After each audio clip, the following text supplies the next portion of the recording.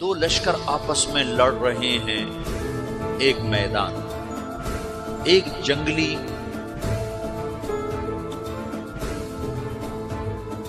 بدوؤں کا قافلہ، جنگل کے لوگ اپنے قبیلے کو لے کر، ایک جنگلی قبیلہ اپنے سردار کے ساتھ نقل مکانی کر رہا ہے ایک جگہ سے دوسری جگہ۔ اللہ کا نظام کہ یہ لوگ چلتے چلتے چلتے اس وادی میں پہنچ گئے جہاں جنگ ہو رہی ہے، دو لشکر آپس میں لڑ رہے ہیں۔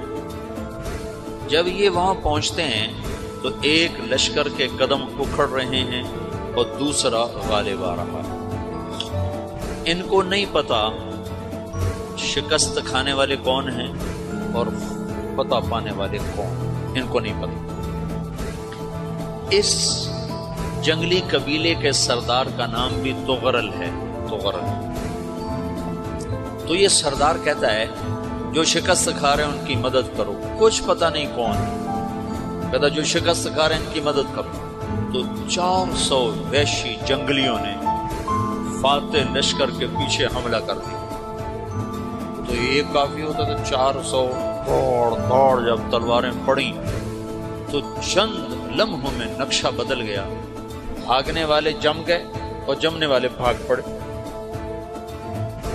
جب جنگ ختم ہوئی تو شکست خوردہ لشکر کے بادشاہ نے ان کو بلایا، اسے پوچھتا ہے مجھے جانتے ہو میں کون ہوں؟ کہا نہیں۔ کہا تو تم نے میری مدد کیوں کی؟ کہا انسانی ہمدردی کی وجہ سے، تمہیں شکست ہو رہی تھی اس لیے تمہاری مدد کی۔ پھر اس نے اپنا تعارف کرایا، میں ہوں سلیمان سلجوقی، ترکی کا بادشاہ۔ مسلمانوں کا لشکر تھا اور تاتاریوں سے شکست کھا رہا تھا، تاتاری فتح پا رہے تھے، مسلمان شکست کھا رہے تھے۔ تو وہ اللہ کی غیبی مدد بند کرا ہے۔ تو وہ اس سے کہتا ہے میرے ساتھ رہنا پسند کرو، تم نے میرے اوپر احسان کیا ہے، میں اس کا بدلہ دینا چاہتا ہوں، میرے ساتھ رہنا پسند کرو گے؟ کہنے کا کر لوں گا۔ تو اس نے اس کو لے کر ترکی آیا، اور استنبول اس وقت روم کی حکومت میں تھا، اسے فتح کیا اس تغرل کے آگے چوتھے پانچویں پڑپوتے محمد فاتح نے۔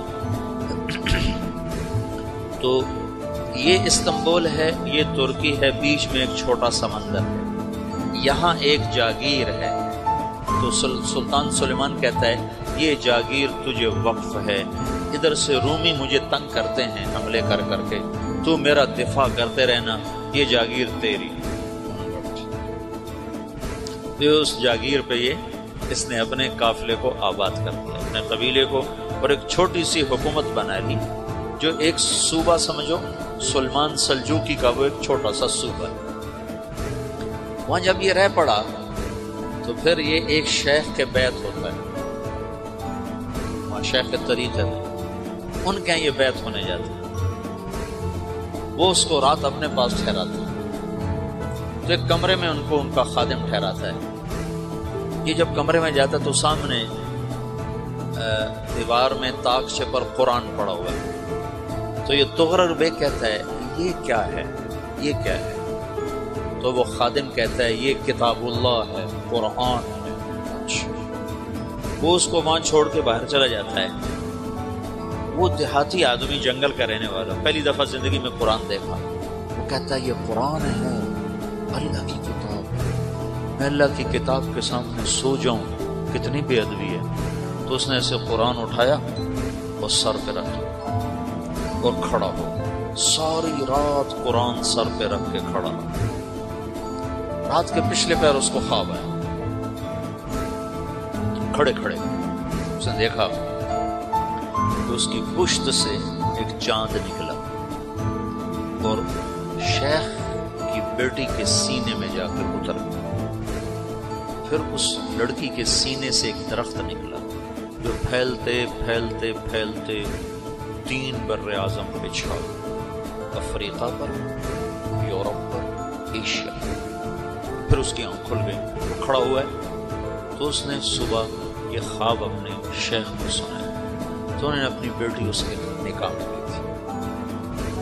اس بیٹی سے ایک بچہ پیدا ہوا، تغرل بیگ نے اس کا نام رکھا عثمان، عثمانی ترک نام سنو، جو میں نے کل بتایا تھا کہ 1924 میں وہ خلافت ختم ہوئی۔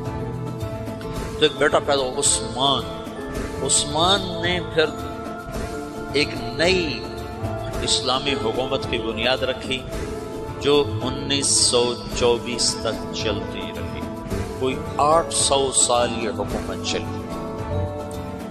تو حکومت کا شیرازہ بکھرا لیکن پھر جڑ جاتا تھا، اور وہ کرنے اول والا جوڑ کبھی نہ پیدا ہوا، ٹکڑے بن گئے۔ ان ٹکڑوں میں اللہ لوگ پیدا کرتا رہا جو دعوت دیتے رہے۔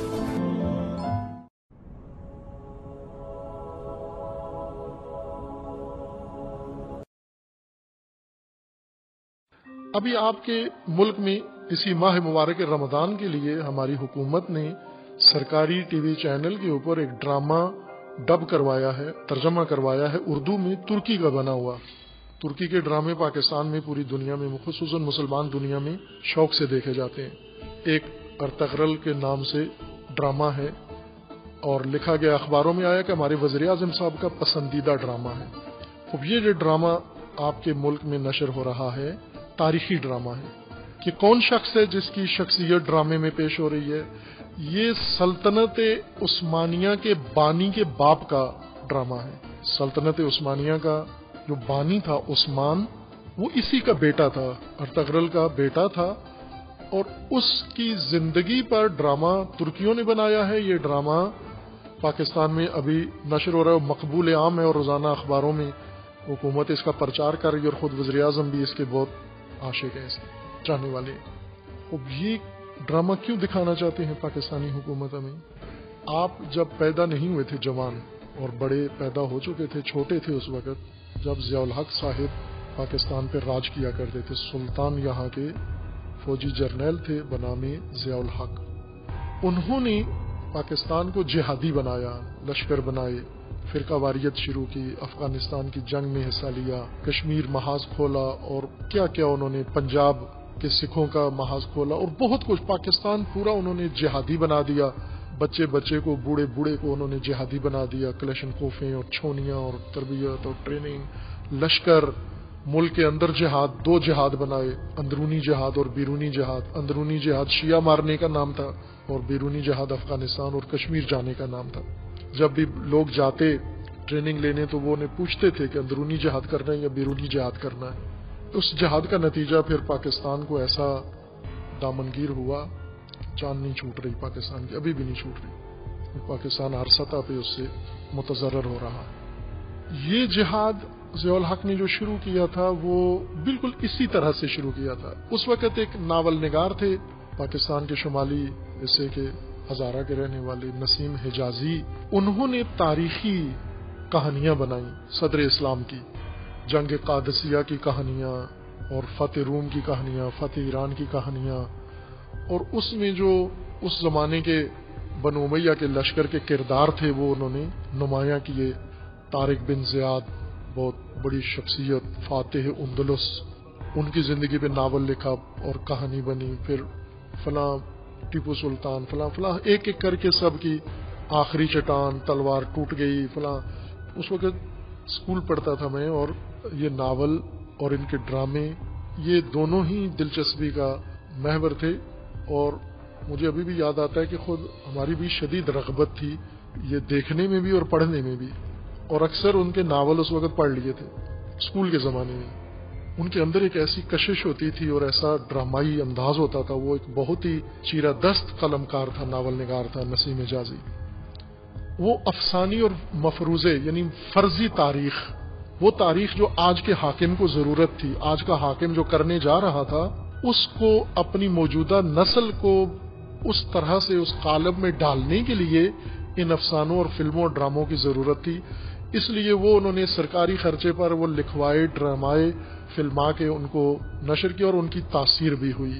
ایسی تاثیر ہوئی پاکستانی جوانوں کے اندر کہ اب وہ پاکستانی نہیں رہا، اس 20ویں 21ویں صدی کا جوان نہیں تھا، بلکہ وہ اوائل کی صدیوں کا کوئی طارق بن زیاد بنا ہوا تھا، کوئی صلاح الدین ایوبی بنا ہوا تھا، کوئی وہ فاتح فلاں، کوئی فاتح فلاں بنا ہوا تھا، وہی بڑے بڑے نام جو آج لشکریوں کے آپ دیکھتے ہیں، ابو فلاں اور ابو فلاں، یہ اس ڈرامہ نگاری اور اس فلم نگاری اور اس طرز کا نتیجہ تھا۔ وہی پاکستان میں اب پھر شروع ہوا ہے، وہی کام اب پھر شروع ہوا ہے۔ یہ جو ڈرامہ ترکی میں بنایا ہے یہ تاریخی کردار ہے، لیکن فرضی تاریخی کردار ہے، ایسا ترکی میں کبھی بھی کوئی تھا نہیں، لیکن موجودہ ترک صدر وہ بننا چاہتا ہے، دوبارہ عثمانی خلافت کا بانی کا روپ دھارنا چاہتا ہے۔ اس روپ دھارنے کے لیے یہ ترکوں کے لیے اصل میں بنا تھا، لیکن جب پاکستانی حکمرانوں نے دیکھا کہ ہم بھی تو یہی مقاصد چاہتے ہیں کہ موجودہ پاکستانی جوان بھی اسی طرح سے تربیت کرنا چاہتے ہیں، تو انہوں نے وہ ڈرامہ وہاں سے لیا اور لے کے پھر اس کی پسند اور فلاں اور اس کے بارے میں ماحول بنا کے روزانہ آتا ہے، مقبول عام ہے، اس نے تہلکہ مچا دیا، اس نے غوغا کر دیا، اس ڈرامے نے وہ فلاں کر دیا فلاں کر دیا، تاکہ زیادہ سے زیادہ لوگ اٹھیں۔ اور پھر وہ ضیاء الحق والا فارمولہ کہ ڈرامے اور فرضیے دکھا کے کورونا کے دنوں میں ان سے یہ تاریخ کا ایک کردار ہے، یہ تاریخ نگاری ایک طرح سے ایک تاریخ نگاری ہے، جیسے اصحاب کاف بھی ایک تاریخ ہے جو قرآن کہہ رہا ہے۔ خوب یہ تاریخ آپ جو اس میں نگاہ کرو، اس تاریخ میں آپ کو کیا ملے گا؟ اس تاریخ میں آپ کو فرضی کردار نہیں ملیں گے، افسانوی کردار نہیں ملیں گے، اس تاریخ میں آپ کو اللہ کی سنتیں، قوانین خدا ملیں گے، آپ کو جو گزشتہ اقوام کے قصے ہیں، قوم نوح کا قصہ، قوم ہود کا قصہ، قوم لوط کا قصہ، قوم فلاں، ان تمام اقوام میں یہ اقوام وہ تھی جو آج جس صورتحال میں ہم مبتلا ہیں یہ اسی میں مبتلا ہوئی۔ کیوں ہوئی؟ کیوں ان مشکلات کا شکار ہوئی؟ قرآن کہتے ہیں جو ذرا ادھر جھانک کے دیکھو انہوں نے کیا کیا، پھر اپنی طرف لوٹ کر آنا، پھر اس سے عبرت لینا، عبرت یعنی عبور کرنا، اس قصے کو وہیں چھوڑ آنا، اس داستان کو وہیں چھوڑ کے پھر اپنے تک آ جانا، پھر اپنی مشکل کا جائزہ لینا، پھر آپ کو ان کی تاریخ سے اللہ کا قانون سمجھ میں آئے گا، اور اللہ کے قانون کو ہاتھ میں تھام کر پھر اپنی زندگی پہ اس کو موازنہ کرنا کہ ہمارے یہاں خلل کہاں پیدا ہوا ہے، ہم نے کیا کیا ہے، کیوں یہ ساری مشکلات ہمارے لیے اکٹھی ہو رہی ہیں۔ تاریخ کی طرف رجوع کرنا انسان کو بہت کچھ بناتا ہے۔ اگر آپ قرآنی تاریخ، انسانی تاریخ کی طرف رجوع نہیں کرو گے تو آپ کو عثمانی تاریخ، بنو امیہ کی تاریخ بنا کر فرضی ڈراموں کی شکل میں پیش کی جائے گی، اور آپ وہ بن جاؤ گے وہ جہادی جو بنو امیہ کی تاریخ سے انسان بنتا ہے۔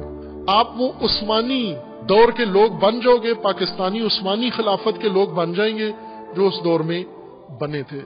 لہذا کیا بہتر نہیں ہے کہ ہم رمضان المبارک میں قرآنی تاریخ میں سیروا فی الارض، زمین کی سیر کرو کہ زمین پہ ہوا کیا ہے، قرآن کیا کہہ رہا ہے، اس کی طرف جائیں کہ یہ افسانہ نہیں ہے، محض حقیقت ہے، اور اس تفسیر میں بھی جا کر انسانی کردار